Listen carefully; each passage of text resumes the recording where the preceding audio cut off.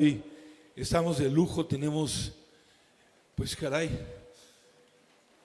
¿por dónde empiezo? ¿No? Así, invitados, tenemos una ponente extraordinaria que seguro que los va a fascinar con su tema. Es un tema que está enmarcado en lo que nosotros llamamos todo enero la tectónica de placas.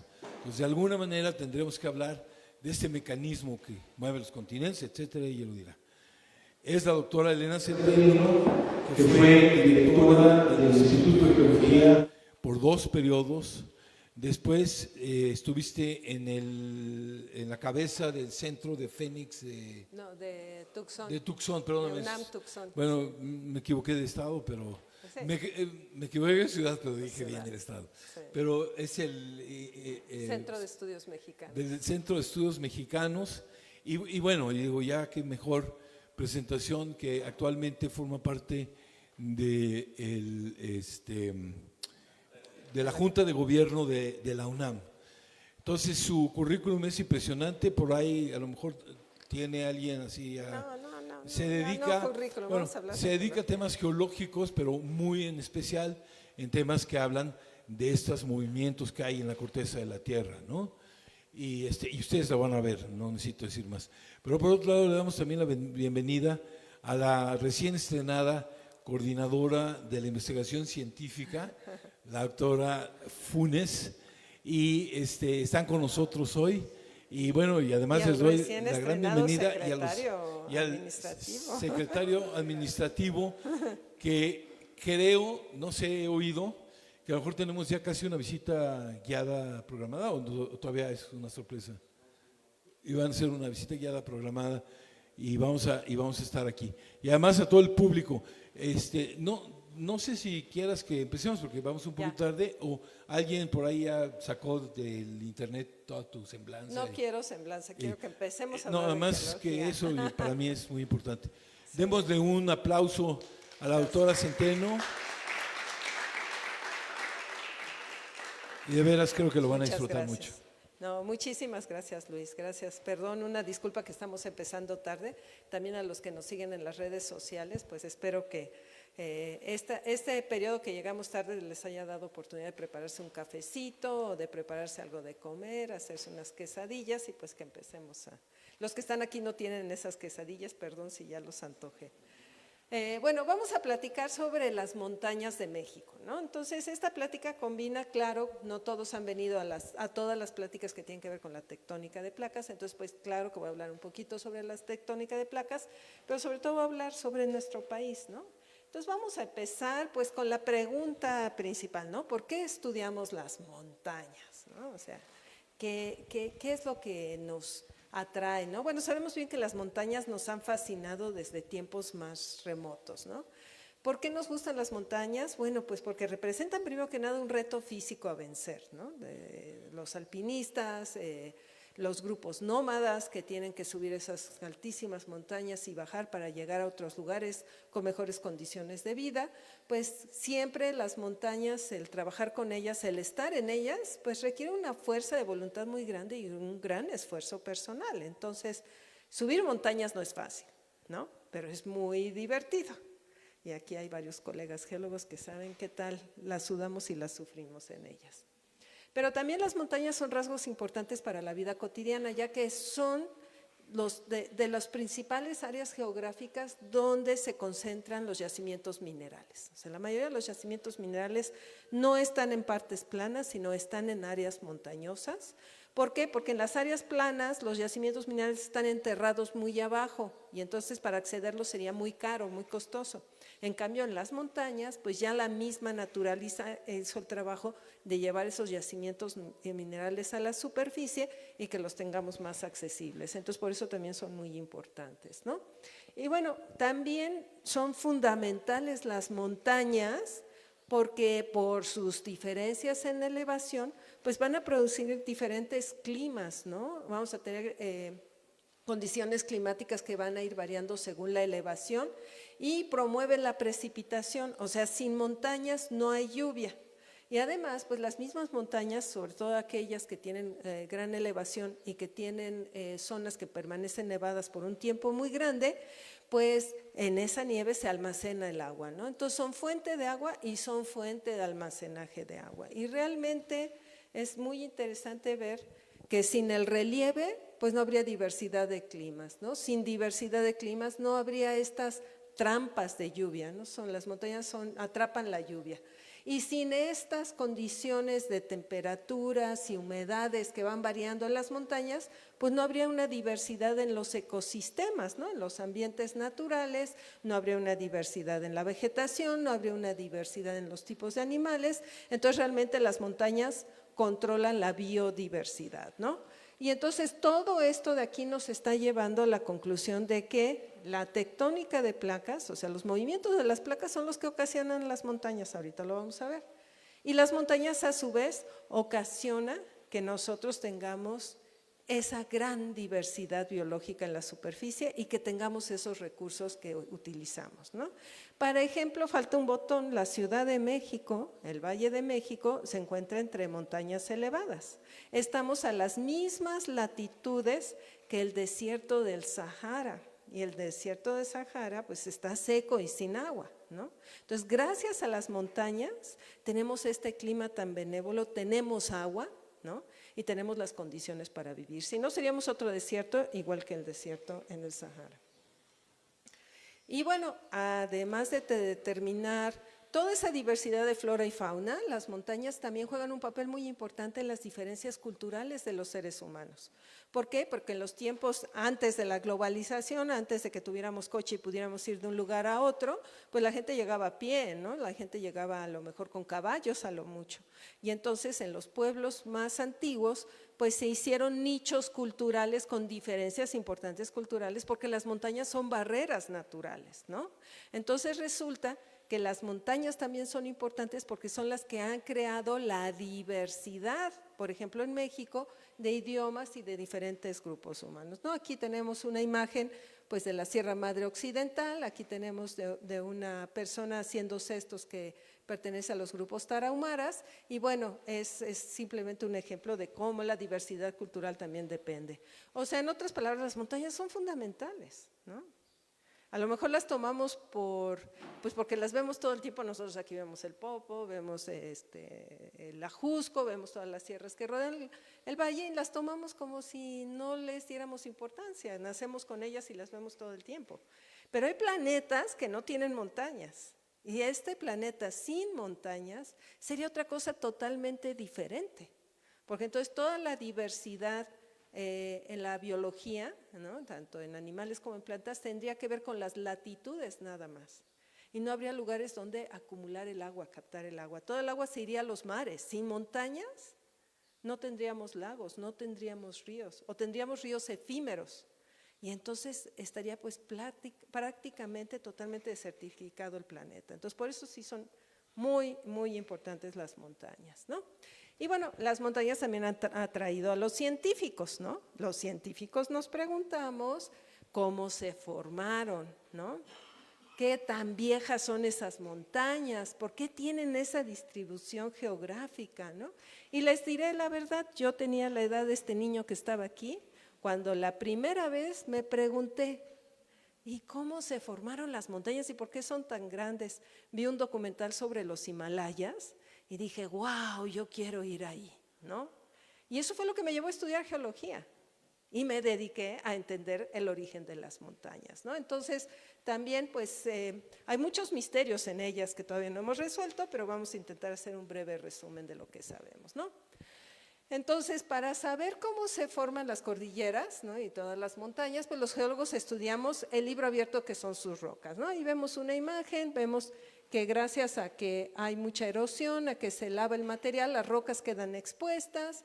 Entonces, para nosotros las rocas es como para los arqueólogos las ruinas, ¿no? O sea, los arqueólogos ven cómo vivió el hombre en el pasado, estudian las ruinas, ven los materiales que encuentran, las cerámicas, en fin, y se hacen toda una historia, a veces que suena un poco realista, pero muy divertidas las historias que arman los arqueólogos, pues con todo esto que van encontrando, ¿no? son siempre interpretaciones. Y los geólogos hacemos lo mismo, pero con las rocas, los minerales y los fósiles que contienen, y también hacemos pues análisis en el laboratorio para ver la edad, ¿no? Entonces, ¿cómo estudiamos las montañas? Muchos se preguntan, bueno, pero ser geólogo, ¿qué significa, verdad? O sea, ¿qué es lo que hacen realmente? Bueno, ¿qué hacemos? Para empezar, nos ponemos unas buenas botas, nos ponemos nuestro chaleco de trabajo y un buen sombrero, porque si no, no aguantamos el sol. Y lo que hacemos es llevar nuestros mapas topográficos, ahí se ven las montañitas representadas en círculos. Y yo, por ejemplo, si llego a trabajar esta área, digo, pues me voy a ir por toda esta barranquita caminando para ver qué es lo que hay. Y conforme vamos caminando, vamos buscando donde la roca esté expuesta. Tomamos un GPS, nosotros ya ahora lo tenemos en los celulares, pero hay GPS más profesionales, tomamos la posición, colectamos una muestra de roca, tomamos fotografías, hacemos una descripción de esa roca y vemos hasta dónde se extiende y llegamos a la siguiente roca diferente y hacemos lo mismo. Y así, eso es lo que hacemos todos los días cuando hacemos el trabajo de campo en geología. Y sí, en efecto, hay que subir y bajar muchos cerros.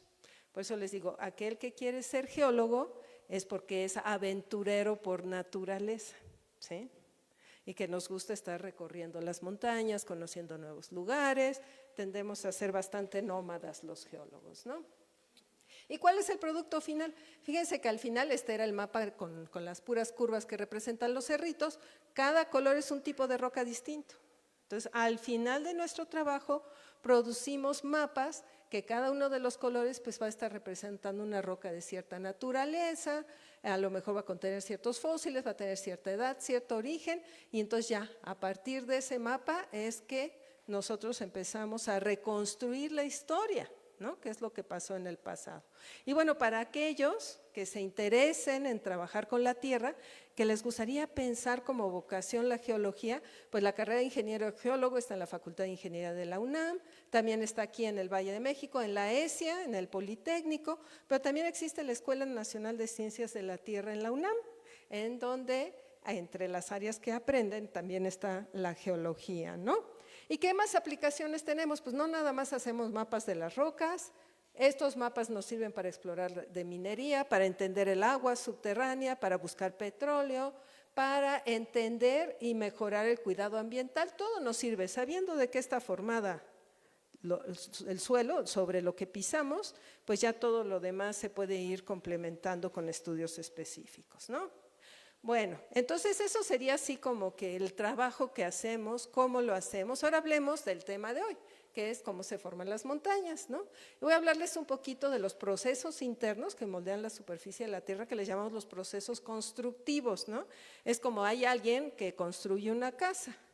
Y los procesos externos, que son los que están actuando sobre la superficie en la atmósfera, que les llamamos destructivos, y son aquellos que nos tiran la casa, ¿no? Y entonces resulta que estos dos procesos están actuando siempre al mismo tiempo. Y después hablaremos un poquito de las cadenas más importantes de México y de su origen, ¿sí? Si me pueden interrumpir si tienen una duda, ¿eh? Entonces, hablemos de cuántos tipos de montañas hay. Bueno, las montañas son complejas. Aquí es una clasificación muy simplificada, ¿no? La historia es un poquito más compleja que eso. Pero si ustedes tienen una idea con estos tres tipos de montañas, entonces cuando ustedes viajen, vayan por carretera, se van a preguntar, ¿y esa montaña de cuál de los tres tipos será? ¿No? Entonces, y pueden empezar a hacer geología, ¿no? Como aficionadas y aficionados. Están las montañas que se forman por la deformación de los materiales en escala regional. Ahorita vamos a ver cómo es que se deforman las rocas. Y a esas se les llaman cadenas de montañas orogénicas o también reciben el nombre de orógenos. Entonces hay montañas formadas porque los materiales se arrugan, se deforman. Montañas formadas por el movimiento de grandes fallas, que también son estructuras que rompen la roca y a esas se les llama montañas de bloque. Y están las formadas por apilamiento de material al llegar el magma a la superficie. Eso el Popocatépetl nos enseña todos los días cómo se construyen esas montañas, ¿no? A esas montañas se les llama montañas de origen magmático y cuando están los volcanes activos, cuando realmente vemos que el volcán es muy joven, les llamamos cadenas de volcanes, ¿no? Y si no, son montañas de origen magmático. Entonces tenemos orogénicas, montañas de bloque y de origen magmático. Van a ser los tres tipos. Y lo interesante es que más de una puede convivir en un solo lugar geográfico, y lo vamos a ver más adelante, ¿no? Pero primero que nada, pues vamos a platicar sobre las montañas de origen tectónico, que son los orógenos, y que se están formando por la deformación de los materiales, ¿no? Y bueno, para eso traigo aquí esta pequeña animación, y bueno, sabemos que el planeta en su interior está formado por magma, que está incandescente y que está en constante movimiento o circulación, que se le conoce como las corrientes de convección. Este magma sube a las superficies, que fíjense que es muy interesante, del planeta, la parte sólida, que es la parte más superficial, es muy delgadita. Es tan delgada la corteza, la parte sólida, como la piel en nuestro cuerpo, es el equivalente. Así de delgadita es la corteza. Y adentro, todo nuestro planeta adentro, está formado de material fundido, de un material al que cuando está allá adentro le llamamos magma, cuando llega a la superficie le llamamos lava, pero adentro es como si fuera un gran cuerpo de magma. Pero ese magma está a tantas presiones que es como un sólido que se comporta como plastilina. O sea, no es que esté líquido, es un sólido, pero que como está a altas presiones, altas temperaturas, se va a estar comportando como una plastilina. Y lo interesante es que la parte más profunda está más caliente, obvio, conforme nos vamos hacia la superficie está más frío. Esta zona de aquí que se ve aquí como en naranjita es lo que conocemos como el manto de la Tierra. Y acuérdense que esto es como la costra, ¿no? O sea, toda la tierra adentro es como una esferita, luego otra esfera, como si fuera capas de cebolla, y luego al final está la corteza, ¿no? Y entonces, la capa que está inmediatamente abajo de la corteza se llama manto. Y ese manto lo que tiene es que los materiales se calientan cuando están cerca del núcleo, que es todavía más caliente, está esta parte que se ve como amarilla, y entonces al calentarse suben a la superficie. Y al subir a la superficie, pues llegan a salir hasta el fondo del océano. Ahí se abren grietas y sale el material como magma. Y conforme el material se enfría, empuja la placa, o sea, empuja la costra de corteza que se ha formado, la desplaza y la jala para abajo de donde están las cortezas continentales y hace que ésta se vuelva a incorporar otra vez al manto. Y es un reciclado. ¿Saben a qué se parece? A las bandas del supermercado. Ven cómo sube por un lugar, pasa y se vuelve a meter, ¿no? Y entonces eso es lo que está haciendo la corteza oceánica. Se crea en las zonas de las dorsales, se transporta y se vuelve a meter por abajo del continente. Sale nuevo material, se transporta y vuelve a bajar. Claro, cuando sube a la superficie se convierte en sólido. Eso hace crecer la corteza oceánica y esta a su vez se va a ir perdiendo por debajo de la corteza continental, que es lo que llamamos a la zona de subducción. Entonces tenemos los límites divergentes, que es donde sale magma en la parte central del océano. Ahorita voy a pasar la animación otra vez. Tenemos los límites convergentes, donde la corteza oceánica se mete por debajo de una continental. Y hay otro tipo de límite que le llamamos los límites transformes, es en donde los pedazos de corteza que le llamamos placas acomodan con movimientos laterales todo este sistema de movimiento y reciclado, ¿no? Entonces, vamos a ver otra vez la animación, ya con esa explicación, tenemos que el material se calienta en la transición núcleo-manto, sube a la superficie y sale como magma, como lava, en medio del océano, ¿no? En lo que llamamos las dorsales oceánicas, se solidifica y es transportado y nuevamente subducido por debajo de la corteza continental, ¿no? ¿No tienen duda de esto? ¿Me entienden el proceso? Ahora, ¿a qué velocidad creen que pasa? Claro, esta animación es bien rápida, ¿no? Pero ¿a qué velocidad creen que pasa? Muy lento. ¿Saben a qué velocidad se mueven las placas? ¿No? A la velocidad que crecen las uñas. Esa es a la velocidad que están moviendo las placas. Entonces, les dejo de tarea que tomen la fecha, que se dejen crecer las uñas una semana, un mes, 2 meses, un año y vean cuánto se han movido las placas, ¿sí?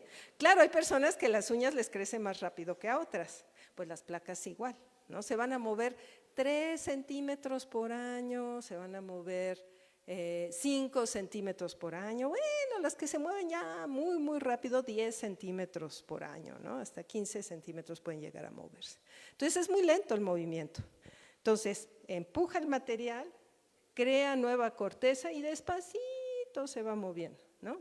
Ah, pero ¿qué creen? Cada vez que se mueve, produce un terremoto, ¿sí? ¿Por qué? Porque las placas empiezan a raspar unas con otras, ¿no? Por ejemplo, aquí en la zona de subducción, pues cada vez que se mueve, produce un terremoto. Y luego hacen el escándalo. ¿Cuántos sismos hubieron hoy en México? Ay, por favor. Llevamos 180 millones de años de terremotos en México. 180 millones de años teniendo terremotos en México. Y nos espantamos por 3 temblores, ¿no?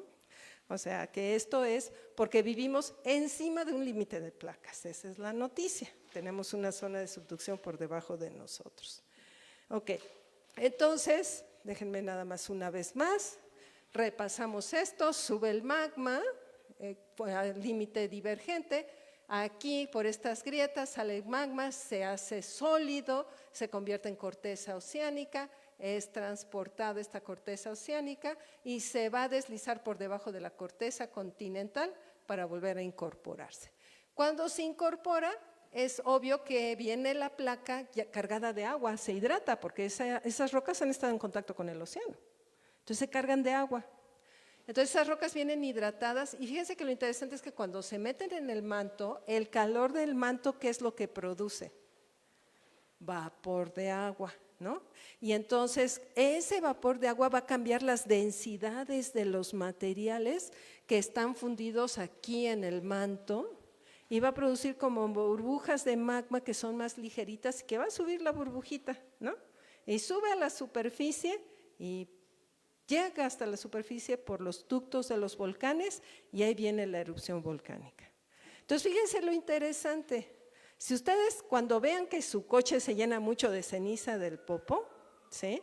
Colecten la cenicita, véanla con una lupa y van a ver los cristalitos chiquitos, ¿no? Hay cristalitos de micas y de cuarzo y otras cositas, están ahí los cristalitos. Esos minerales tienen isótopos de oxígeno, ¿no? En su red cristalina tienen isótopos de hidrógeno. H2O, ¿qué es? Agua, ¿no? Entonces, el agua del mar del Pacífico, ¿sí?, ayudó a formar esos minerales que salen por el Popo. O sea, los elementos que son subducidos luego vuelven a salir por el Popo. Entonces está habiendo un reciclado de los materiales. Claro, el agua que está saliendo es un agua que, porque como se mueven muy lento las placas, pues es un agua que llegó a profundidad hace millones de años, ¿no? No fue de ayer. Pero en general ese es el proceso que está ocurriendo. Sí. Adelante.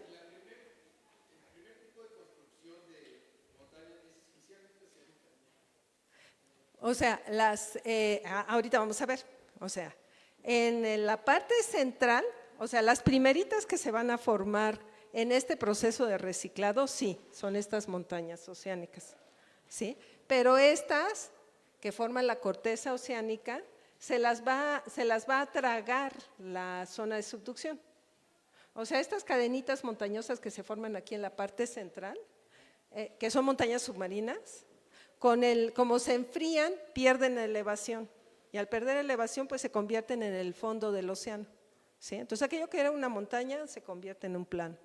Y esa se sigue la banda de supermercado y luego van a ser subducidas. O a veces, pedazos de eso se quedan pegados al continente también, y los podemos encontrar como fragmentos de las rocas más profundas en la superficie. Ese es otro proceso y es otra plática.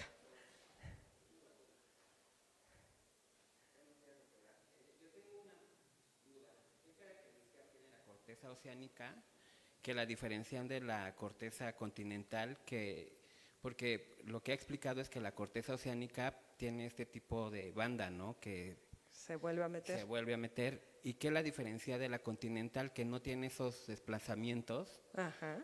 Y que no se subduce, o sea, no se vuelve a incorporar al manto. Exacto. ¡Qué buena pregunta! Esas son las preguntas que a mí me encantan. Bueno, esto es bien interesante y tiene que ver con el origen del planeta. Hace pues 5,000, más o menos por ahí de los 5,000 millones de años se forma nuestro planeta. pero alrededor, la tectónica de placas como la conocemos hoy, empezó hace 3,000 millones de años. 3,000 millones de años, ¿sí? Y justo cuando la Tierra empezó a enfriarse, porque primero era como una bola incandescente, y se empezó a formar la primera corteza, los elementos que estaban en ese mar de magma, que eran más ligeros, como el cuarzo, el sílice, el vidrio, ¿sí? El vidrio, el sílice, que forma parte de la estructura del vidrio que forma el cuarzo, ¿sí? Es un elemento ligero. Y hay otros elementos muy ligeros que formaban parte de ese gran mar de magma antes de que se formara la costra, o sea, antes de que se formara la piel de la Tierra, ¿sí? Pero entonces cuando empieza a enfriarse el planeta y empieza a formarse la primera costra, esa costra concentra todos esos elementos ligeros. Y entonces se hacen como si fueran corchos flotantes, son ligeritos. Los minerales que tienen no tienen alta densidad, entonces no se puede hundir en el manto tan fácilmente. Y lo que queda de ese gran mar de magma, ¿sí? Se queda empobrecido, o sea, ya no tiene esos elementos. ¿Y qué se queda en ese gran mar de magma primitivo? Se quedan el hierro, se queda el níquel, ¿sí? Se quedan todos esos elementos que forman nuestros metales muy pesados. Y entonces, ¿qué es lo que pasa? Que la corteza oceánica que se está formando ahora está enriquecida en esos elementos, pero la corteza continental no tiene tantos. Entonces, la corteza continental tiene elementos ligeros, la corteza oceánica tiene elementos pesados, tiene estos metales, y entonces a la hora de que chocan las placas, la que es más densa se va a ir por abajo y la que es más ligera se va a ir por arriba. Entonces tiene que ver realmente con las propiedades de los materiales que están formando las dos cortezas, ¿okay? Entonces por eso una se va para abajo y la otra se va para arriba. ¿Alguna otra pregunta? ¿Quedó claro esto? Pero tiene que ver con el origen del planeta en general. Y bueno, entonces cuando chocan las placas, ¿sí? A lo mejor no se puede la corteza continental hundir en el manto, pero a la hora de que choca la corteza oceánica o si choca con otra corteza continental, pues la corteza, los materiales se van a arrugar, ¿sí? Y entonces el movimiento de las placas hace que haya periodos en donde estos choques de las placas sean muy fuertes y materiales, por ejemplo, esta foto que vemos acá es lodo y arena que se depositó en el fondo del mar hace millones de años. Se convierte en roca. Y entonces cada una de estas capitas nos está representando un periodo en el que llegó la arena al fondo del mar, en que llegó el lodo al fondo del mar y nos va a formar estas rocas, ¿no? Y nosotros estudiamos, claro, estas rocas. Pero si ustedes se fijan, estas rocas están pues todas planitas, ¿no? Conforme se depositó la arena y se depositó el lodo. Tiene esta longitud y tiene esta anchura, ¿sí? O sea, esta elevación y esta longitud. Pero cuando se actúan las placas, las rocas se arrugan. O sea, cuando están chocando una placa con otra, puede haber arrugamientos de la placa superior y aquello que era una línea horizontal, mírenla, es la mismo tipo de rocas, pero ya toda plegada, como si fuera un mantel o una sábana que arrugamos. ¿Qué es lo que pasa? Aumenta la altura y disminuye la distancia horizontal, ¿sí? Entonces, materiales que tenían una gran longitud, pierden longitud, pero ganan altura. Y es simplemente arrugar. Ahora, cuando les dejo de tarea, que en su casa, antes de irse a dormir, ustedes produzcan el choque de las placas y arruguen la sábana para que vean cómo se hace esto. Y así es como se hacen los orógenos o las montañas orogénicas, es arrugando los materiales por el choque de las placas.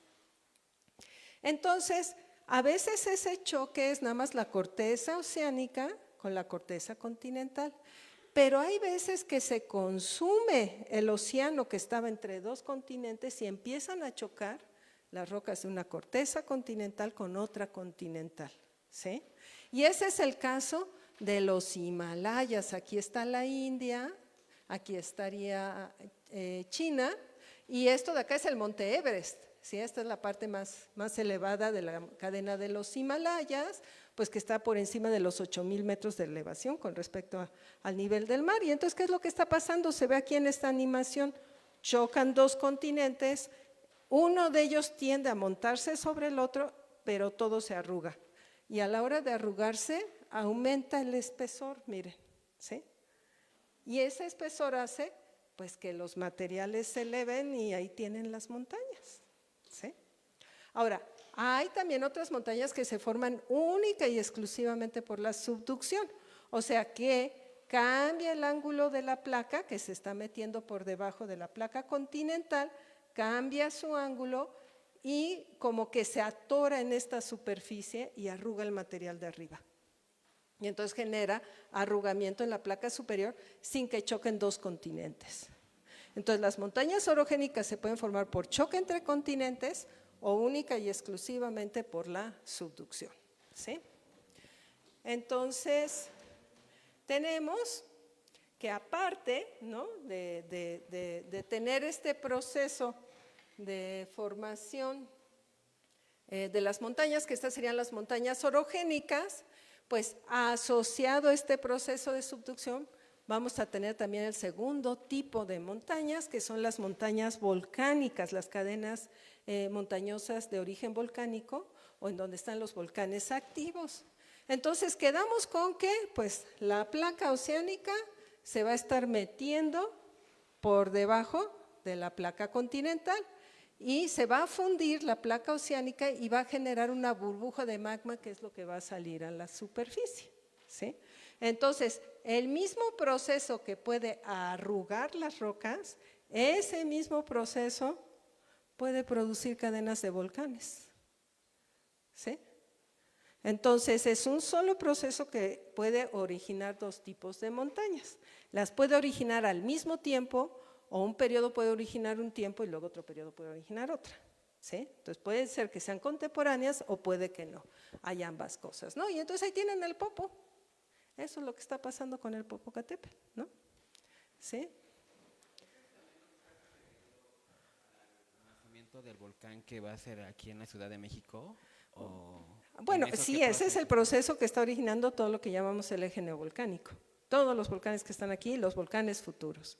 Ahora, que si van a ser el volcán en Ciudad de México, eso es, ¿cómo les diré? Es posible, pero no tenemos evidencias de que vaya a ocurrir pronto, ¿sí? A lo mejor en 2 millones de años, ¿no? A lo mejor en 100,000 años, ¿sí? Pero ahorita no tenemos señales de que vaya a ocurrir en tiempos próximos, ¿no? Claro que puede porque hay un montón de volcanes en el Valle de México, hay un montón, todos los cerritos que vemos acá son cadenas de volcanes, todo lo que vemos en el Valle de México, todo lo que nos rodea son volcanes, cuenten cuántos son, ¿no? Entonces es obvio que si esos volcanes, algunos tienen miles de años, algunos son tan viejos como casi 1 millón de años y otros tienen nada más cientos de miles de años. Entonces, pues sí, se puede formar otro, pero no tenemos las señales de que vaya a pasar de manera inmediata. Entonces pueden dormir tranquilos, mañana no vamos a tener aquí un paricutín, ¿no? No, al menos mañana no. ¿Ok? Y entonces vamos al tercer tipo de montañas. Bueno, por todo este movimiento de las placas, vamos a tener que los materiales, pues no nada más se arrugan, sino que también se rompen y se desplazan. Y eso sí tenemos ahorita en el Valle de México. Han oído hablar de los microsismos y que hay una falla y que se está desplazando. Es así, y esa sí está activa, ¿no?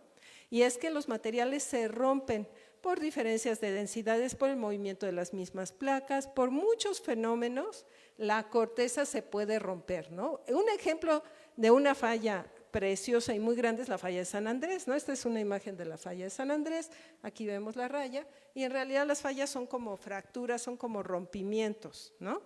Y podemos tener diferentes sentidos del rompimiento, puede una subir encima de la otra, puede una desplazarse lateralmente con respecto a la otra, o puede una caer con respecto de la otra, ¿no? Entonces podemos tener diferentes movimientos y nosotros estudiamos esos movimientos y claro, al moverse el material genera un relieve, ¿sí? Genera una topografía y eso es a lo que llamamos las montañas de bloque que se están formando por fallas profundas, grandes fallas, ¿sí?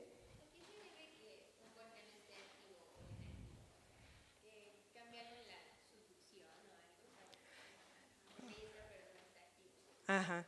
Bueno, esa es otra excelente pregunta. Estoy teniendo buenísimas preguntas en esta plática, eso me gusta. Mira, hay volcanes que tienen una historia. Bueno, para empezar, imaginemos que el magma, déjenme regresarme a este dibujito porque es, a este dibujito porque es más fácil entenderlo, ¿no? Si se fijan, la corteza está siendo subducida. Y aquí el mismo dibujito nos los dice, miren cómo son como gotitas que se van desprendiendo. No es que de pronto todo se funda y todo suba de golpe, si no, no existiríamos, ¿no? Entonces, se desprenden como burbujitas, ¿no? Así como cuando ponemos a hervir algo y suben las burbujitas. Se desprenden burbujitas de magma que van ascendiendo a la superficie. Entonces, hay una burbujita y forma lo que llamamos una cámara magmática, o sea que se queda un ratito en la corteza y luego por alguna razón, por las temperaturas, en fin, ¿no? Las condiciones dinámicas, llega a romper y llega a la superficie. Entonces, hay volcanes que es una sola burbuja, llegan a la superficie, hacen erupción y nunca más vuelven a hacer erupción, porque son burbujas muy chiquitas. Es una burbujita chiquitita, ¿no? Pum, llega y ya. El Paricutín, les llamamos volcanes monogenéticos.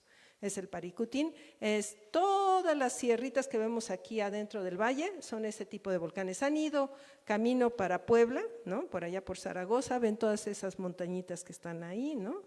Todas esas montañitas son volcanes que les llamamos monogenéticos. El Xitle, que produjo la erupción volcánica de las lavas que están en el Pedregal, son volcanes de una sola burbujita que llega a la superficie y se forma el volcán.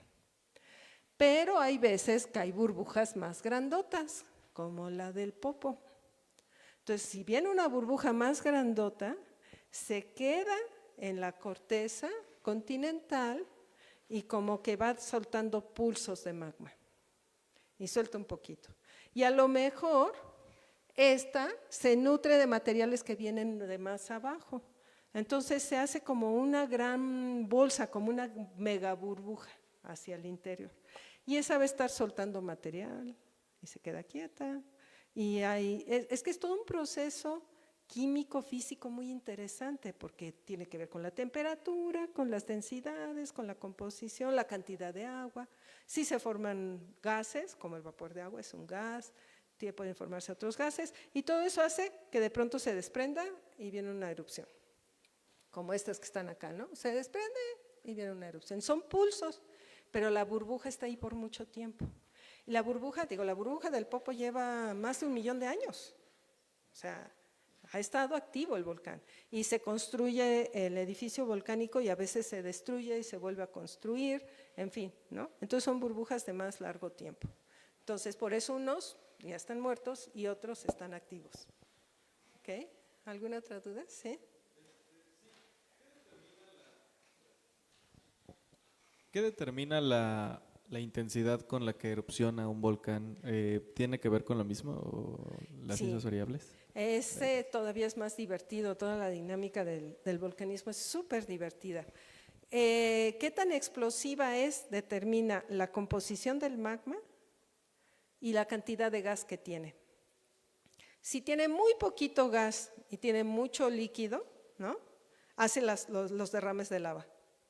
Pero si viene cargado de mucho vapor de agua, a la hora que llega a la superficie es como una mini explosión, ¿no? Porque tiene el vapor se libera instantáneamente y fragmenta el magma y produce ceniza.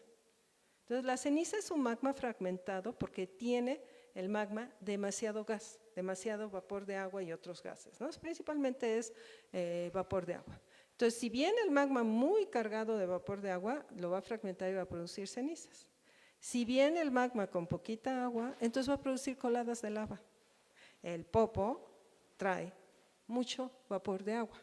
Y muchas veces lo que estamos viendo que está saliendo tiene muy poquita ceniza y mucho vapor, ¿sí? Entonces, y bueno, ya depende de cuánto volumen llegue, las condiciones de temperatura, la velocidad en la que asciende, que se puede hacer más explosivo o no, ¿no? Que el Popo puede tener una explosión más grande, claro, y las ha tenido en el pasado, ¿no? Pero pues ahorita, por eso se está monitoreando, ¿no? Ahorita por lo pronto está bien. Vamos a decir que va liberando presión y eso es bueno, ¿no? Ok, entonces, pues ya hablamos de que las rocas, pues por los magmas, ¿no? Sale la lava y pues claro, se va apilando, se va haciendo montones de lava, se hace de mucho espesor y eso hace que nuevamente la corteza se engruese, ¿no? Porque está saliendo magma, o se arrugue y crezca de espesor, ¿no? Y entonces, ¿qué es lo que pasa? Fíjense que es un fenómeno muy interesante, ¿no? Pues por la tectónica, pues va a aumentar el espesor. Si, por ejemplo, chocan dos continentes, pues uno se va a montar sobre el otro y va a aumentar el espesor de la corteza, ¿sí? ¿Y qué es lo que pasa? Bueno, cuando aumenta el espesor de la corteza, pues el manto puede sostener cierta parte de esa corteza engrosada, pero como es muy denso, pues ya más material no lo puede resistir y lo empuja para arriba. Y eso es lo que crea el relieve y por eso se hacen las montañas, porque el material se corta, o sea, se apila uno con el otro, aumenta el espesor y el manto lo empuja para arriba. Ese fenómeno le llamamos en geología isostasia, ¿no? Y bueno, es el principio de Arquímedes. ¿Se acuerdan de la historia de Arquímedes? Que se metió a la bañera y vio la cantidad de agua que se desplazaba y así entendió que dependiendo de la densidad del líquido, de la densidad de la atmósfera y del cuerpo que metemos, pues una parte se va a quedar a flote y otra parte se va a quedar hundida. Y lo vemos en el océano con los icebergs, ¿no? O sea, cuando hay un iceberg, pues vemos en el mar, vemos esto que es una montaña de hielo, ¿no? Pero abajo va a tener una raíz, que es lo que está del hielo por debajo y se va a mantener a flote pues dependiendo de las densidades del hielo y de las densidades del agua, qué tan alto llega. Pero conforme se va derritiendo, ¿sí? Pues va disminuyendo la altura, ¿no? Lo mismo con las rocas, conforme se van erosionando, pues va a ir disminuyendo la altura, ¿no? Y ahí vienen los procesos externos. Entonces las montañas es lo mismo que un iceberg. El material está duplicado en espesor, parte de ese material se está intentando empujar para abajo el manto, pero otra parte se va hacia arriba y es lo que forma pues las montañas, ¿no? Y así es como tenemos la elevación, ¿no? Y entonces pues tenemos lo que conocemos como los procesos exógenos que están actuando al mismo tiempo. O sea, al mismo tiempo que la corteza está aumentando de espesor por la cadena montañosa, pues la superficie, las rocas se ven atacadas por la lluvia, se ven atacadas por los cambios de temperatura, por la actividad de las plantas, ¿no? Las raíces de las plantas y van desprendiendo fragmentos de roca. El viento, el hielo, el agua va a ir arrancando pedazos de la roca y los va a ir erosionando. Y entonces por eso las montañas no son así un bloque plano que se levantó. Las montañas tienen relieve porque los procesos exógenos están destruyendo lo que la tectónica de placas construyó. Y esos dos procesos están actuando al mismo tiempo. Entonces, como aquí vemos, pues estas rocas, como están levantadas, las está atacando el agua, el viento, todo, y las está arrancando y forma lo que serían todos estos arroyitos, todos estos canalitos, los grandes ríos, todo eso se va a estar formando por ese proceso. Y entonces, ¿qué creen? Los procesos exógenos, pues lavan y quitan todo el material, pero entonces el manto sigue empujando y la corteza empieza a disminuir de grosor, ¿sí? Hasta que tiene un grosor normal y desaparecen las montañas y se vuelven a ser planas. Entonces, donde había una montaña, puedo eventualmente llegar a tener el mar. ¿Cuál es la pregunta?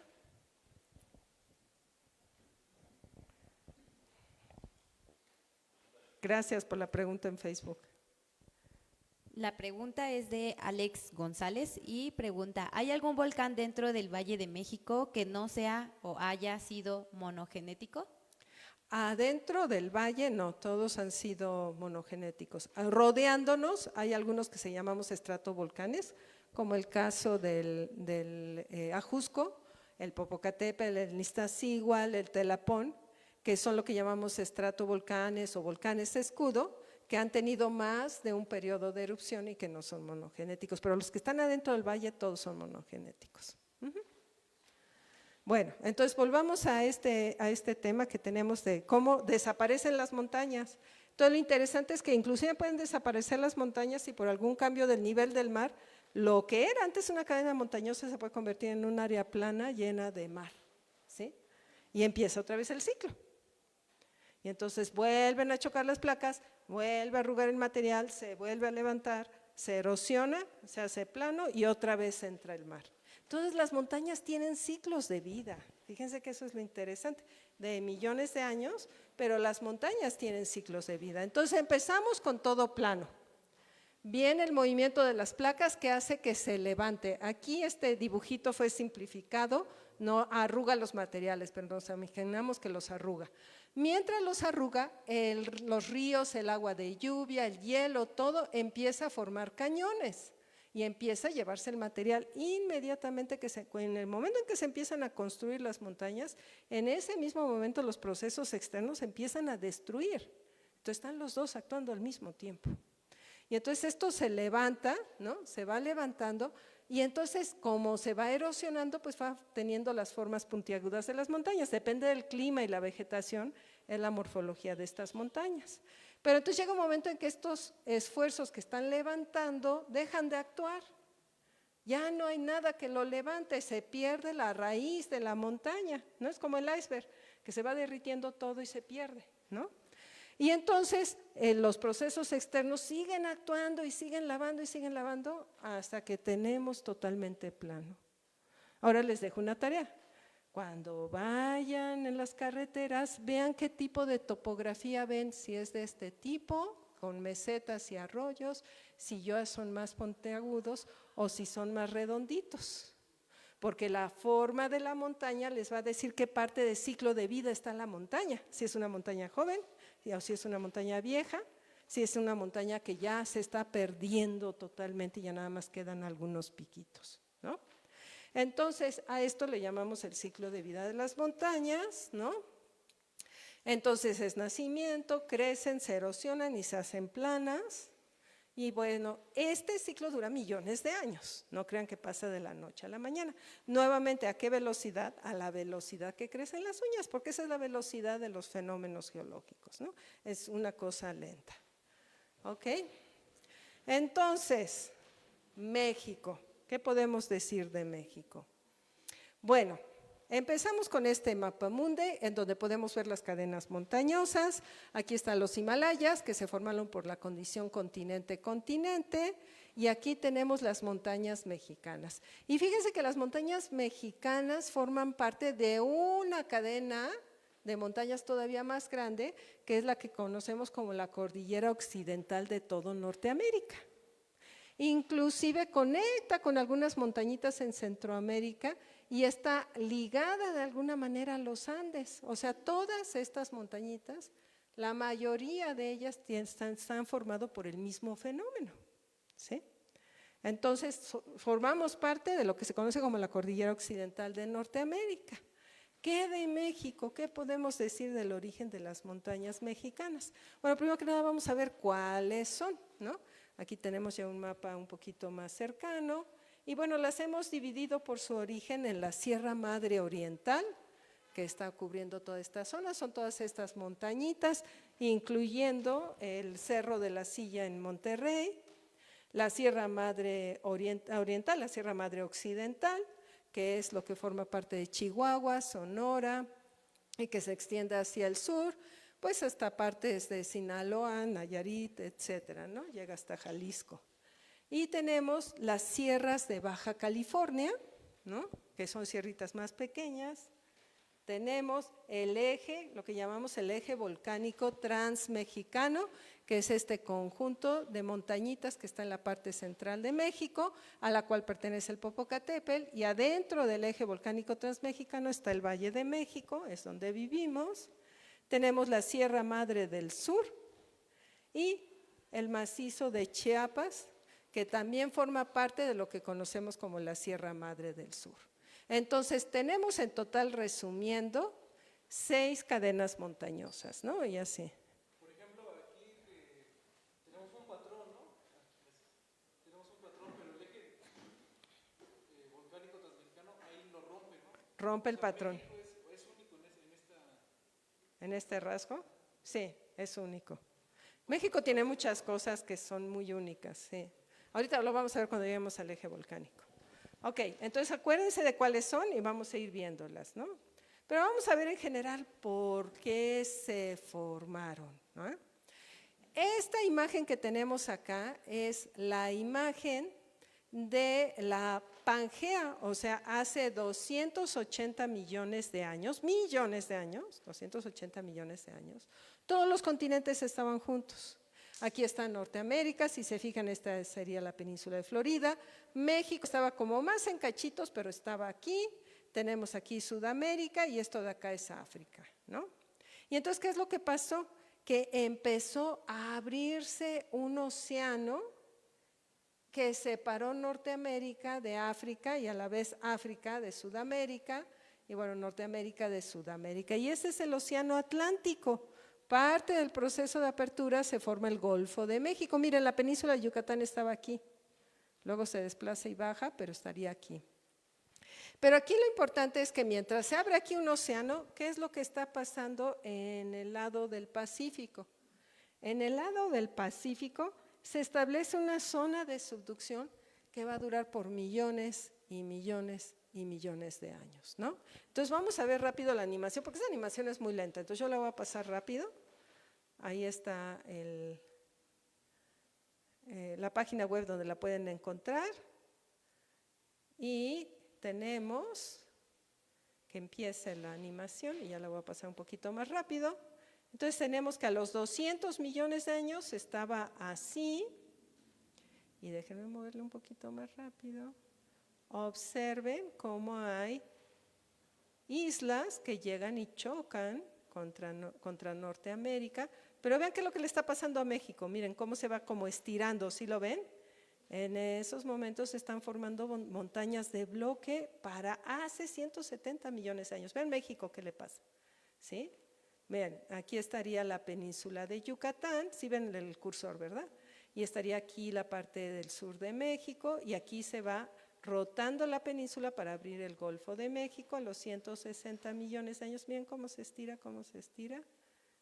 y cómo de pronto, ¡pum!, se abre aquí un océano, ¿sí lo ven?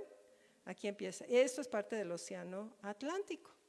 Pero mientras esto está pasando, de la margen del Pacífico está habiendo subducción, o sea, la corteza oceánica del Pacífico se está metiendo por debajo de la corteza continental. Ahí está los 120 millones de años, ¿sí? Continúen viendo, ¿ok? Ahora, vean aquí cómo México tiene una forma como chistosa, ¿sí? Aquí ya está el Golfo, esto sería México, parte de México está cubierto por mar hace 90 millones de años, pero fíjense bien qué es lo que le pasa al sur de México, miren. Un pedacito del sur de México, miren cómo se desplaza y se convierte en Centroamérica. O sea, nosotros podríamos reclamar como territorio mexicano Guatemala, Nicaragua y El Salvador, ¿sí? ¿Por qué? Porque geológicamente se originaron enfrente de las costas de México, era parte de las costas mexicanas, ¿no? Entonces miren, aquí ya se va formando el continente. Entonces, me regreso un poquito para que vean la animación, ¿sí? Entonces, si se fijan, estaban los continentes juntos y todo el tiempo que se va creando el océano, todo ese tiempo, en el occidente estamos teniendo la corteza oceánica metiéndose por debajo de la continental. O sea, en México hemos tenido, pues prácticamente los 200 millones de años de formar montañas de bloque, de formar montañas volcánicas y de formar montañas por orógenos. Y se han erosionado y vuelto a formar, erosionado y vuelto a formar. Y lo que vemos actualmente son las raíces, sería como les diré, las cicatrices de todo ese proceso que ha estado pasando todo el tiempo, ¿no? Entonces aquí vemos cómo ya se formó el Golfo de México, pues esta parte es la parte de México. Aquí no lo ponen en la animación porque entonces ya sería más complejo el dibujito, pero aquí la subducción se está comiendo todo el tiempo la corteza oceánica y este bloquecito de aquí chiquitito es el que vamos a ver alrededor de los 30 millones de años que se va a desplazar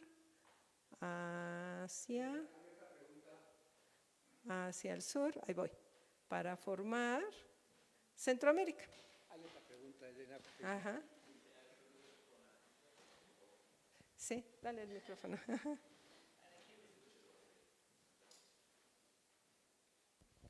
Ok, bueno.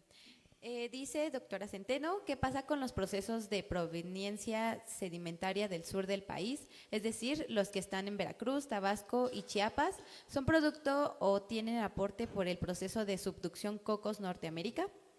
Uy, esa es una pregunta muy compleja y muy geológica, ¿no? Pero en general los materiales que se están depositando en el Golfo tienen que ver de la erosión de todo lo que está pasando en el Pacífico, ¿no? Vamos a decirlo así, muy resumido. Sí, pero que me escriba y mejor lo platicamos así más geológicamente. Ok, bueno, entonces ya les queda claro qué es lo que está pasando geográficamente, ¿no? Qué es lo que le está pasando a México. Entonces es un proceso muy interesante. Ya sin echar tanto rollo, nada más para que lo vean, lo voy a reproducir una vez más, muy rápido. A ver, que empiece. Ahí está. Ya. Puedo agarrarlo y lo voy a mover rapidito. Vean cómo se va deformando México y en cada vez que se deforma, pues se forman montañitas, se forman fallas. Ahí está. Hasta llegar actualmente. ¿Ok? Bueno.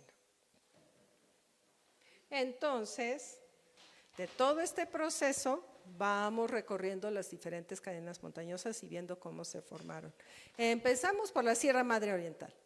La Sierra Madre Oriental, en una de esas que estaba la subducción, aumentó y aceleró la velocidad. ¿Se acuerdan que hay un momento en el que como que de pronto el océano se abre muy rápido? ¿Sí?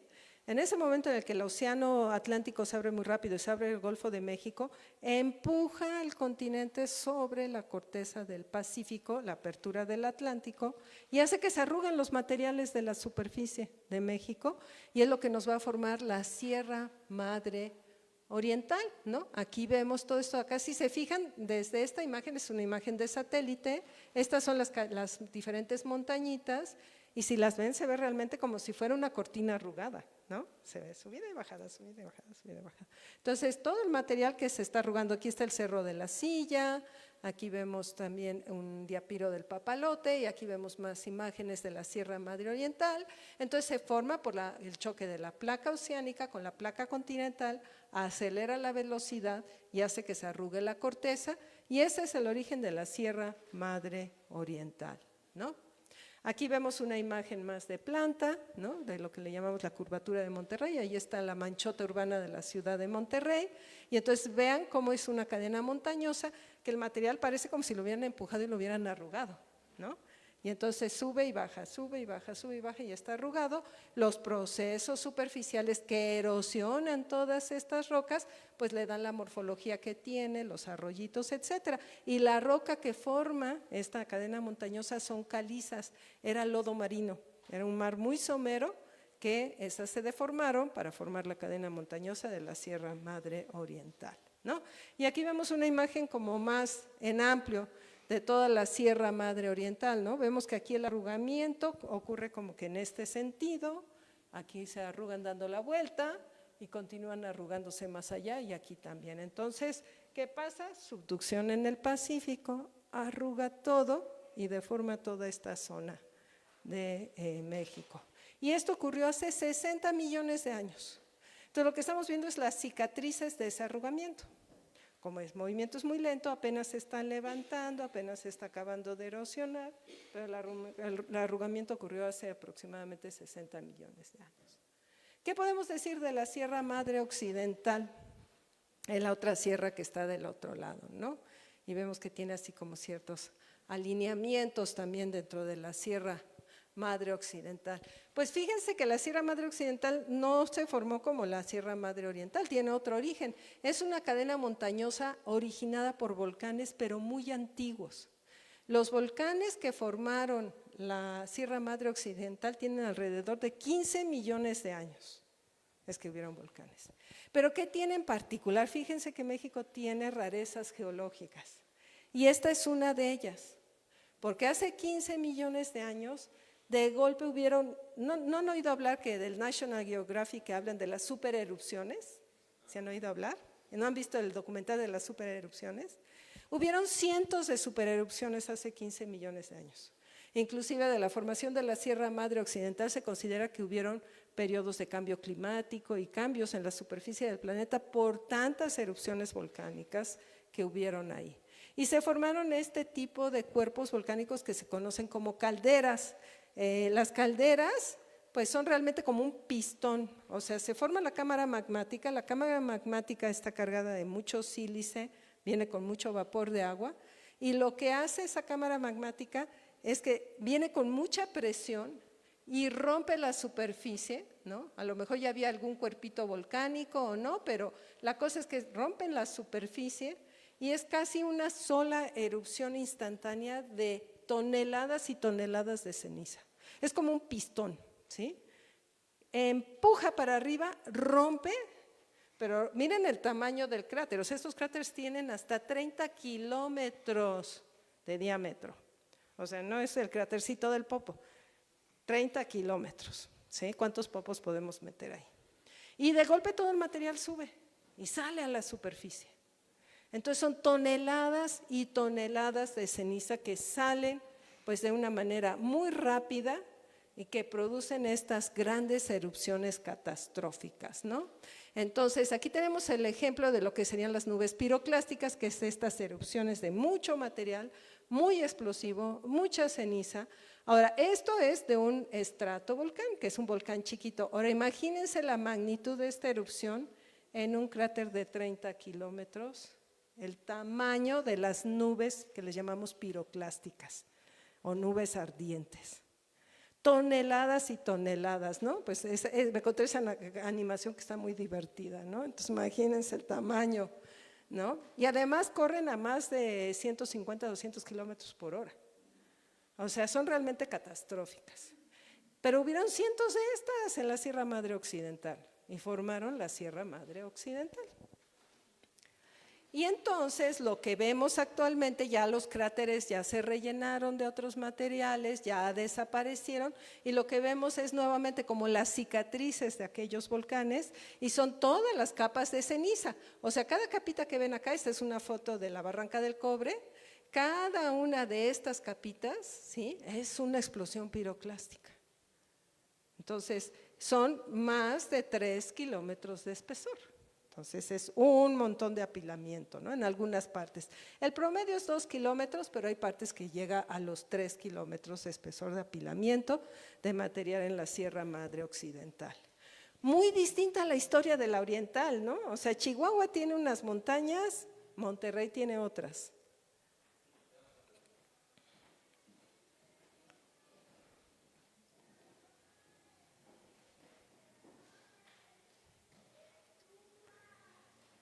¿No sirve el micrófono? Ah. Sí, bueno. Ajá. Bueno, así de rápido, ¿a qué se debió que hace 15 millones de años surgiera ese fenómeno de mucho… ¿De tanto Ajá, magma? Sí. Fíjate que todavía es un misterio. Es uno de los misterios de la geología. Parece que tiene que ver con que había una subducción y se rompió la placa que se estaba subduciendo, y eso causó que el manto que estaba más caliente fundiera la corteza. Pero bien, todavía no se ponen de acuerdo los vulcanólogos de cómo se originó. Es un misterio, pero es muy interesante ver que probablemente tiene que ver con ruptura de la placa que se estaba subduciendo. Ya ven, ya vieron cómo se hace uno científico en ciencias de la Tierra, empiezan a hacer esas preguntas. ¿Y por qué pasó esto? ¿Y cómo se formó? ¿Y cuándo pasó? Y así es como trabajamos, ¿no? Pero después de que hubieron todos estos derrames de cenizas, resulta con que se abrió el Golfo de California, entre otras cosas que pasaron, pero aparte se abre el Golfo de California, la península de Baja California se está desplazando hacia el norte, ¿sí? Y entonces la corteza sufrió un estiramiento después de tantos volcanes, la corteza se estiró. Y al estirarse, pues formó grandes fallas y algunos bloques cayeron y otros se levantaron. Y entonces la Sierra Madre Occidental, por eso tiene esas rayas, ¿sí ven todas esas como rayitas que se ven? Como si las montañas estuvieran alineadas. Y eso es porque esas son fallas normales que rompieron la corteza. Entonces, ya que estaban las capas de ceniza volcánica, fueron rotas y desplazadas por fallas. Por lo tanto, la Sierra Madre Occidental es una combinación de montañas de bloque y montañas de origen volcánico, las dos cosas juntas, ¿no? Y aquí tenemos una imagen vista en perspectiva del Google. Ustedes pueden ver aquí las capas de cenizas, ¿sí? Y estos lineamientos muy grandes que son las fallas, y aquí está un modelo en 3 dimensiones. Esto que vemos como líneas son las fallas que están rompiendo el material, y una parte cae para formar los valles y otra parte se levanta para formar las montañas elevadas. ¿Sí? Hey. A ver. Sí, ok. Bueno, dice, saludos desde Perú. ¿Podría Wow, qué decirse padre. que la saliente de Monterrey es la parte más deformada de la Sierra Madre Oriental? Sí. Imagino que la Sierra Madre Occidental tiene relación con la antigua subducción de la placa Farallón. Así es, totalmente cierto. Es por la subducción de la Farallón que ocurre Claro, no voy a entrar en tantos detalles porque entonces sí ya les tengo que dar el título de geólogos, ¿verdad? Pero en efecto tiene toda la razón. Ok. Y entonces, bueno, vamos rápidamente a la Sierra Baja California, ya voy a terminar, ya nos falta muy poquito. En la Sierra de Baja California, pues tenemos que el origen es más o menos el mismo que la Sierra Madre Occidental. Tenemos también, son pocas las cadenas de montañas, son más pequeñas, pero también se están formando, digo, la Baja California es muy interesante, ¿no? Además de tener una vegetación muy exótica, miren, aquí están unas palmeras azules, ¿no? Pues es una zona muy seca. Las montañas no tienen mucha elevación, pero ahí también vamos a tener el mismo proceso, ¿no? Todo esto que vemos son capas de rocas de origen volcánico, es una combinación de montañas volcánicas con bloque. Si se fijan, en vez de estar totalmente horizontal, están como inclinadas, y eso pasa porque las fallas las deforman, ¿no? Entonces vamos a tener el mismo origen. Y bueno, ¿qué pasa con el eje neovolcánico? Aquí el colega que está estudiando geología bien que lo decía. Una de las cosas raras del eje neovolcánico es que los volcanes se distribuyen transversalmente, por eso se llama transmexicano, ¿no? Porque está transversalmente con respecto a la zona de subducción. La mayoría de los volcanes se alinean paralelos a la zona de subducción, pero en México no, y es otra rareza geológica, no la voy a explicar porque nunca terminamos.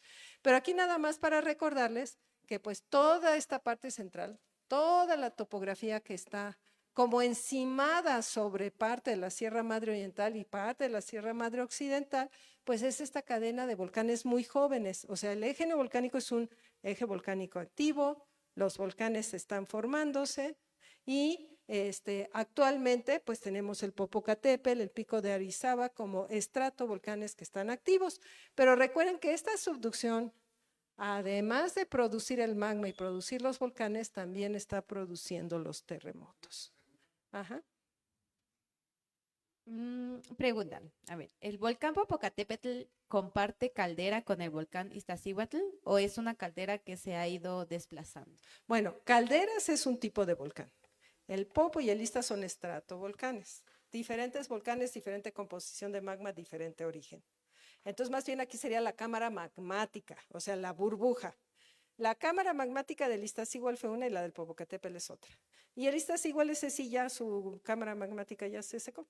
Esa sí ya no está produciendo magma. La única es el Popo y el Pico de Orizaba en cualquier momento puede entrar en erupción, igual que el Ceboruco, igual que el volcán de Colima. Tenemos varios volcanes que sus cámaras magmáticas están activas. ¿Ok? Bueno, voy a seguir. Entonces, miren, el eje neovolcánico transmexicano es esta parte central. Claro, lo que vemos como planito es toda la ceniza y todas las lavas y todo el suelo, todo lo que se erosiona de los volcanes, que va formando los valles, ¿no? Aquí tenemos la Malinche, el Popo, el Ista, ¿no? Aquí estaría la ciudad de Puebla, aquí estaría la Ciudad de México, y se fijan, aquí tenemos una cadena de volcanes y aquí tenemos otra cadena de volcanes que limita la cuenca de México, y aquí tenemos unos volcancitos en la parte sur que nos limitan con respecto a Cuernavaca, y para aquí, para el norte, pues tenemos algunas partes planas, pero algunos otros volcanes, ¿no? Pero miren aquí hacia el occidente la cantidad de volcanes que hay. El eje neovolcánico transmexicano tiene alrededor de entre 2,000 y 3,000 volcanes. Todavía no se ponen de acuerdo con el conteo. Unos dicen que 2,000, otros dicen que 3,000, ¿no? Contando aquellos que son muy antiguos, pues es probable que sean los 3,000 volcanes, y son de 2,000 a 3,000 burbujitas que han subido desde la subducción. Sube la burbujita, explota en la superficie, sube otra, explota en la superficie, ¿no? Y así es como se están formando. Y bueno, si quieren ir a un lugar interesantísimo, les recomiendo que vayan a la Cuenca de Libres Oriental. Aquí estaría el Pico de Orizaba, ¿no? Para aquellos que les gusta explorar, esta es la Laguna de Alchichica.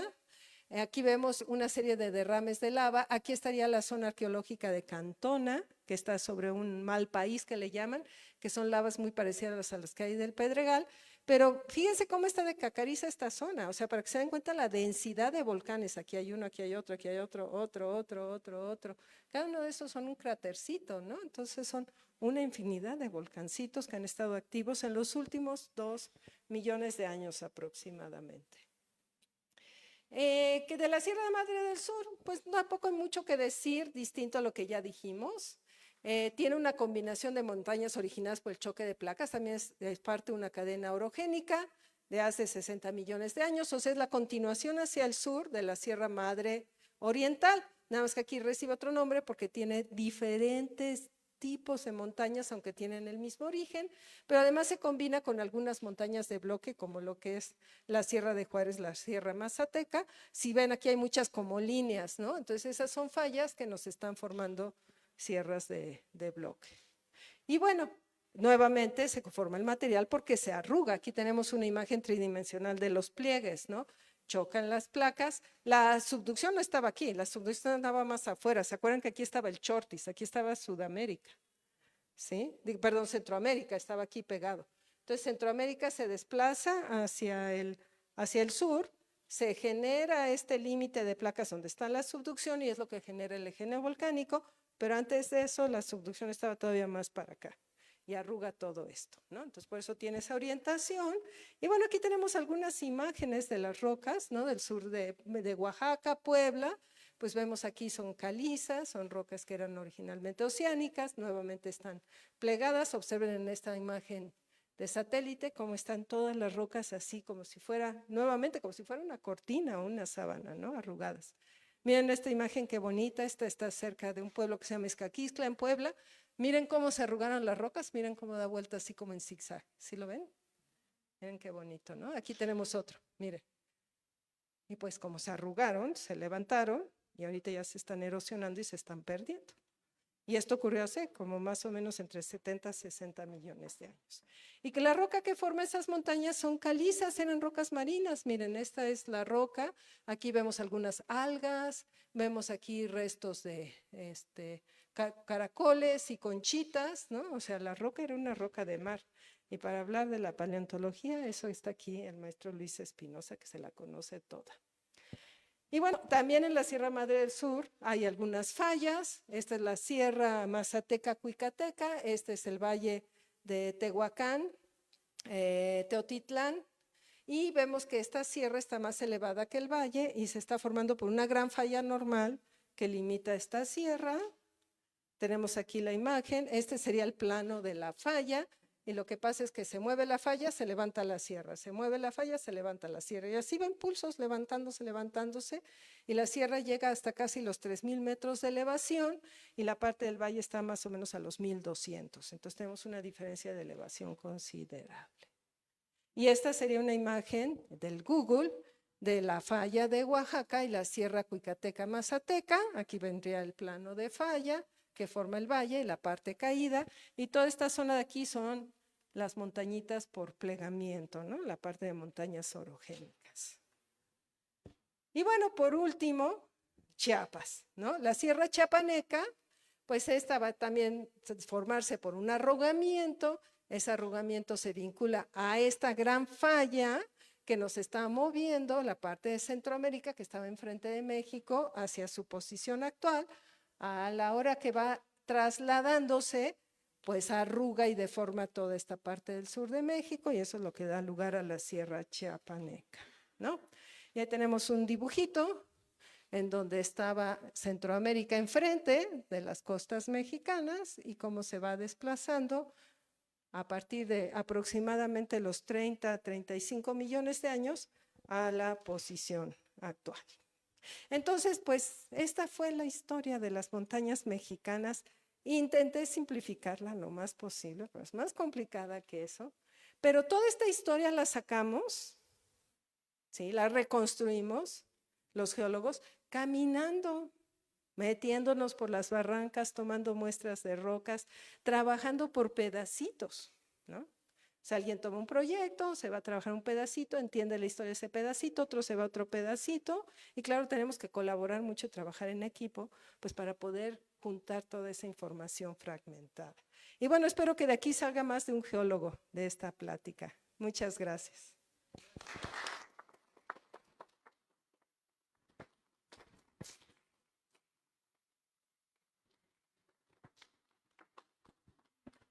Tenemos unos minutos para preguntas. A ver.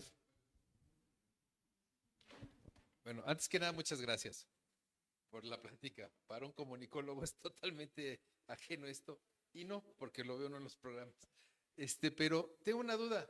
El Bernal, la famosa, que no es montaña, se supone que es un La Peña. monolito. ¿Se le puede considerar montaña como tal o simplemente es una piedra gigantesca? Bueno, la terminología morfológica va cambiando, ¿no? O sea, sí, se le llama peña, porque así se les llama peñas o peñascos, aquellos monolitos, ¿no? Es parte de las montañas, sería la parte más norte del eje neovolcánico, donde se está transicionalmente pasando a la Sierra Madre Oriental. O sea, tenemos todavía cosas que tienen que ver con el volcanismo, pero tenemos ya ahí zonas que ya están arrugadas. Entonces, esa zona como de traslape. Y la peña de Bernal, como tal, es la parte de la cámara magmática de un volcán. Lo que pasa es que, nuevamente, el proceso, las rocas se van levantando, acuérdense del iceberg, ¿no? Todo se arruga y al mismo tiempo que se arruga se empieza a levantar. Entonces, rocas que estaban a profundidad llegan a la superficie y por eso las podemos ver. Entonces, eso era la cámara magmática. Encima, varios metros encima, ¿no? Cientos de metros encima, antes tenía un volcán, ¿no? Pero esa es la parte de la cámara que se levanta. Doctora, tenía una pregunta, pero ahorita con la del chico, ya son dos. ¿Por qué se le dice ¿por qué se dice monolito si es tengo entendido que hay 3 tipos de rocas ahí, la ígnea, sedimentaria y metamórfica. Ajá. Y para decirse monolito, pues sería nada más una. No, pero la peña en sí es una sola. Okay. Lo que tiene alrededor ya tiene otro tipo de rocas, ¿no? Pero la peña per se es un intrusivo, es un lacolito, es un cuerpo intrusivo y pavizal, Okay. y con palabras más técnicas. Y por ejemplo, cuando dijo de los minerales hidratados, estos minerales hidratados, ¿qué tienen de influencia tanto para alterar a la roca y esta roca que altera la superficie? No, o sea, los minerales llegan a la superficie y por las condiciones de la superficie, el agua de la lluvia, el viento y las condiciones superficiales alteran al mineral, ¿sí? El agua que traen es una cantidad muy pequeña o ya se deshizo totalmente la estructura del agua y al oxígeno se integra a la estructura de los silicatos, ¿no? Y el hidrógeno entonces va a ir combinando para hacer otros elementos, ¿no? Y otros minerales. Uh-huh. Bueno, yo primero que nada te agradezco una plática, obviamente con toda la filosofía del Museo de Geología, que vengan, digamos, estas luminarias, estos extraordinarios investigadores. Tenemos carta blanca con toda pues la parte de las geociencias y de otras áreas de la investigación científica, inclusive a veces hasta artísticas, para que vengan a hablarle a la juventud, para que vengan a hablarle al público general. Ahorita hay una audiencia, no sé cuál, nos dirán después, en Facebook y demás, para que escuchen a personalidades como la doctora Centeno. Entonces, muchas gracias una vez más. Muchas gracias. Encantados de tenerte como Gracias. ha sido durante varias veces, no puedes venir siempre. Y yo tengo 2 preguntas rapidísimas, Ajá. que si no proceden, ya nada más me dices si me quedo callado. Y ya las busco como pueda. Son unas preguntas, una yo creo que es muy fácil y es muy común. Hablaste de la isostasia y de esta parte del iceberg que está muy bien manejado. Y la pregunta es, la montaña más alta del mundo, de más de 8,000, de más de 8 kilómetros de altura, es la más grande del mundo, es el Monte Everest. ¿Sigue creciendo o se está haciendo chiquita? Esa pregunta la han estado haciendo, la han estado monitoreando y todavía bien no se ponen de acuerdo, pero parece que ya no está creciendo. Parece Ok. que ya la erosión es más O sea, rápida. que entonces ya empieza a haber, digamos, un Ya equilibrio es más rápida la erosión que el levantamiento. que los Himalaya Porque los pensamos Himalayas que siguen en el futuro creciendo. se van a hacer planos. Ok, esa es una pregunta porque también a cada rato salen las conversaciones, sobre todo, digo, no para los niños, ¿no? Pero para los grandes, en las discusiones de bar o de cantina, ¿no? De los El Himalayas Everest sí crece un crecen, metro ¿no? al No. año, ¿no? O sea, bueno, no es cierto, no les hagan caso. Y la otra pregunta, que se hace una pregunta que es menos procedente para este público, pero no para una personalidad como tú, que es que vimos en todas las caricaturas en donde se está subduciendo una placa y se ven las burbujitas esas que también nos estabas platicando. Pero no nos dicen qué es lo que se está fundiendo. Entonces, mi pregunta inocente es, ¿se funde el prisma de lo que la placa oceánica ha ido recolectando durante millones de años, que está compuesto de basura de los continentes, de carbonatos, de bla, bla, bla? ¿O se está fundiendo la placa para que el sistema este que nos dijiste rotativo, que a veces le llamamos como de tortilladora, pero que es De banda de supermercado banda- es lo mismo la de tortilla. banda ¿no? de supermercado? O sea, la pregunta es esa. Se funde todo. ¿Qué se funde? Ajá. Y si es pertinente o no saberlo, porque como que luego así me quedo, o sea, si se funde la placa, como que se acabaría el sistema. No, sí se funde la placa, pero la placa que ya se subdució. O sea, no se funde toda al 100%. Se funde la costra de encima, que es la que lleva agua, es la que se funde más rápido porque es la que llega a más altas temperaturas. Pero toda la costra, toda la corteza oceánica que se está metiendo abajo, es que es a varios kilómetros de profundidad, se está fundiendo todo. Nada más que se funde parcialmente, o sea, no es que toda se queme, sino que partes de ella se van fundiendo. como es- Y una parte de ella, que es la restita, o sea, que queda como restos, como remanentes, puede llegar hasta la transición del núcleo manto. Entonces se funde parcialmente, o sea, están saliendo partes de ella fundida. Se funde el agua, se funde el sedimento. Imagínense, ¿no? Que le tiramos basura al océano, que esta basura se va a la trinchera. A la velocidad que crecen las uñas en varios millones de años, 10, 20 millones de años, esa basura se va a fundir, ¿sí? Y el pañal va a salir dentro de una bomba volcánica. Bueno, no tanto, ¿verdad? Sino que se va a fundir.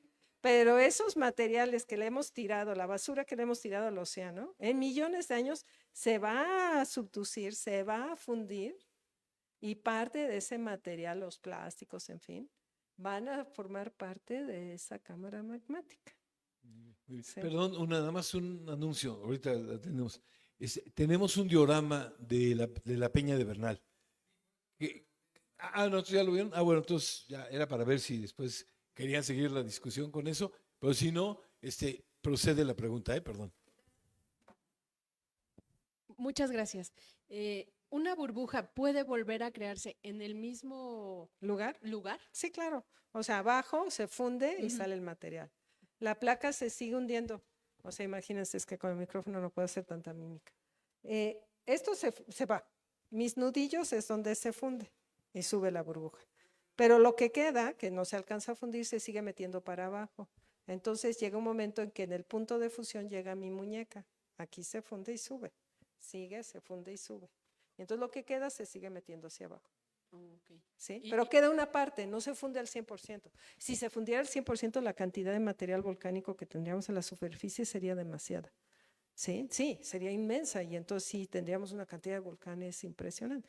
No se funde del todo, pero la parte que se va fundiendo, ¿sí?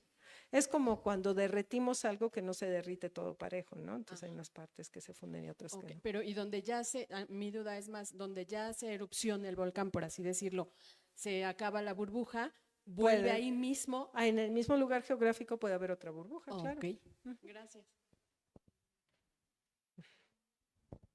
¿Alguien más acá? ¿Hay otra pregunta?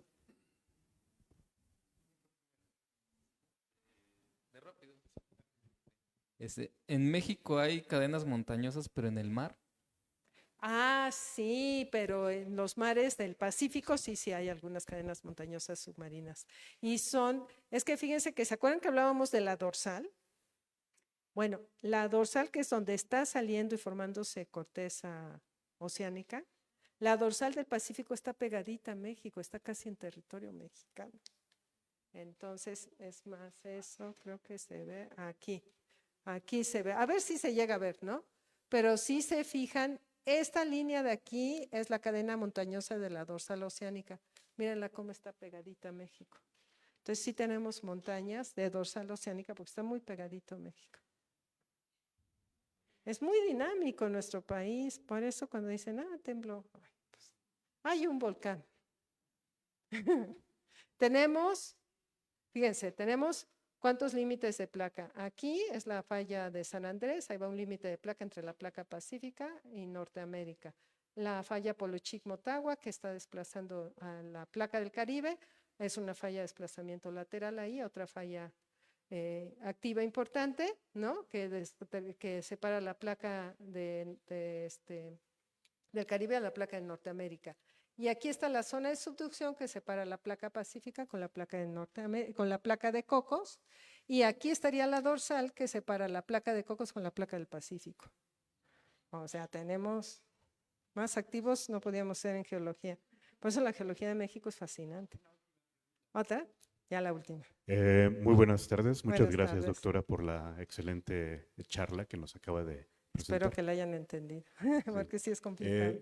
Oiga, yo le quería preguntar respecto al desarrollo de otras disciplinas científicas y el descubrimiento como de procesos a nivel más cosmológico, ¿sí? Si hay alguna forma, algún tipo de vaso comunicante entre estas disciplinas cuando ya van a investigar la formación misma de otros planetas, sus propios movimientos geológicos, bueno, no sé si geológico sería adecuado Sí, para es Marte o geología planetaria. Ajá, exacto. Sí, no, claro que que hay un montón de investigación inter y transdisciplinaria y la hacemos en la UNAM. Hay geólogos que están colaborando con los astrónomos, ¿no? Por ejemplo, muchos geólogos están colaborando con biólogos para ver el origen de la vida y los procesos más tempranos, ¿sí? Inclusive colaboramos con químicos, colaboramos con muchas otras ciencias, con físicos, para ver toda esta parte de la modelado físico, ¿no? Del planeta per se y de todos estos procesos. O sea, hacemos muy transdisciplinarios, ¿no? Y en la UNAM hacemos investigaciones en todo esto. Sí, y ya nada más para terminar, le quería preguntar, o sea, ¿cómo, por ejemplo, podría ayudar precisamente esa investigación, esa geología planetaria, a esto que ustedes están desarrollando acá en la UNAM? Bueno, es más bien al revés. O sea, tenemos más conocimiento del planeta Tierra que de los otros planetas. Entonces, la experiencia de lo que vemos en el planeta Tierra se está aplicando a los otros planetas. Por ejemplo, todos los aparatos que se llevó el Curiosity, todas las sondas que se han ido a Marte, pues vienen de la experiencia de los análisis químicos, del tipo de procesos que se han hecho aquí, sobre todo de los métodos analíticos, ¿no? Que se han aplicado aquí en el planeta. Entonces, más bien al revés. De lo que conocemos del planeta Tierra, lo estamos extrapolando a los otros planetas, porque es donde tenemos más información. Pero la geología planetaria es fascinante. Si quieren, luego hacemos una plática sobre la geología planetaria del sistema solar, ¿no? Sí, eso estaría muy bien. Pues muchas gracias por su presencia, las Bueno, preguntas. Un aplauso para la doctora Gracias. Centeno, colaboradora de este museo desde hace muchos, muchos años. Gracias, Elena.